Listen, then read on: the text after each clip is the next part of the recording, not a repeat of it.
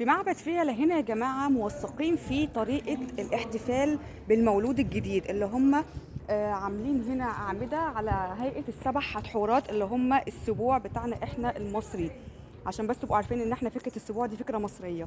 وهنا كمان حتحور قاعدة وقدامها إيزيس، هو أصلا ده مولد حورس.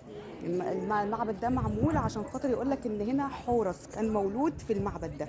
قدامنا هنا السبع حتحورات معمولين بالترتيب من اول ما كانت هنا مكشره وعبوسه، وشويه عماله تضحك تضحك لحد ما بقت مبتسمه على الاخر. ده بيدل على بدايه التعب والوهم بتاع الولاده، وبعد كده تبدا بقى الست تفوق.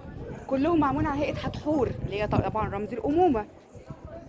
فالمعبد ده بيورينا ان احنا اصحاب فكره السبوع. سبوع يعني 7 ايام، ال7 ايام دول بيكون فيهم الانسان المصري، مش الانسان المصري، الانسان العادي بدا ان هو يسمع ويشوف. ولذلك بيقعدوا يعملوا يطبلوا مع قدامه او بيمسكوا الهون ويقعدوا يدقوه عشان يقولوا ان هو بدا يسمع.